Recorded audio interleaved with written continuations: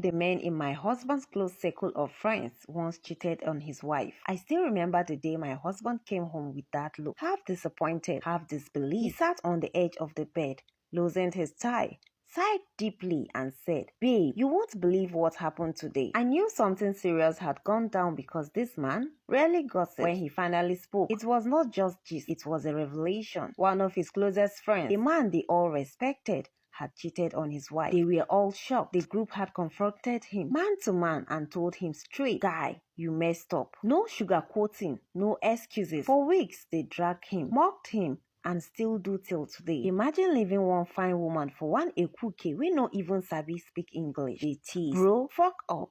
Another will add. The man tried to defend himself. "It was a mistake," he said. And one of them replied, "Mistake? Person wey you don knack 6 times na mistake? Akiko." The whole house burst into laughter. But deep down, no one was laughing because this was not just banter. It was betrayal. And for this group of men, loyalty meant everything. My husband and his friends had a rule, not written anywhere, but understood by all, a code that defined who they were and how they lived. He told me, word for word, never cheat on your wife, never cheat on your brother, never cheat on your business partner, never cheat on your customers. In short, don't cheat ever. It was not about being perfect men.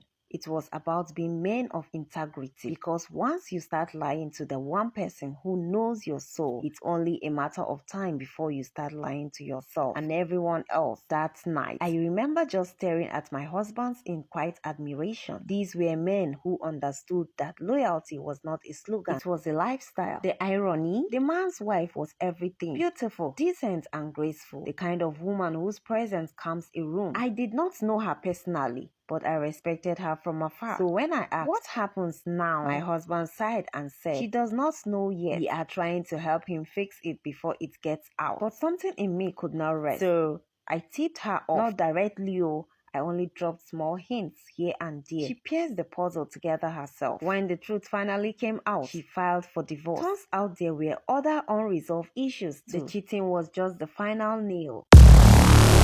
"You are the one to get out of this house. Even if I cheat, I am the man of this house. Get out." From that moment, things changed. The Brotherhood began to distance themselves from him. He was not outrightly expelled, but everyone knew he was not one of them anymore. They stopped looping him into business deals. Private conversations, he was not in the room. Group hangout, he was invited last, if at all. Their philosophy was simple and brutal. If you can betray the woman you stood before God and an altar to be loyal to, who are we to think you would not betray us? It was not just about the affair. It was about trust. They had all admired how he spoke about his wife. They loved the respect. So how did it reach this point? That question haunted all of them. The final straw came when the man had the audacity to insist that his wife should be the one to move out of their home. That one touched a nerve. That night, the Brotherhood met. No drinks, no jokes, no mercy. They told him plain and fair, "You messed up, so you bear the consequence. You don't throw her out, you leave." They did not just talk. They acted. They helped him rent another apartment, helped him pack his things, and told him to stay away until the wife either forgave him or finalized her decision. Because sometimes brotherhood means holding each other accountable, not just covering each other's mess. Till today, he's still around them, but it's never been the same. They laugh, gist, and hang out, but there is a certain invisible wall now. The trust is fractured permanently. Business deal, they don't include him like before. Private matters, he no longer the first they call, because once a man breaks the most sacred trust, marriage, he proves that his loyalty can be bought by pleasure, and a man who betrays love can betray anything. Moral of the story, you see, the story was not really about cheating. It was about character, integrity, loyalty. A mistake may be one night, but a betrayal, that's a choice, one that echoes forever. And yes, sometimes the people you disappoint the most are the ones who never expected you to fail.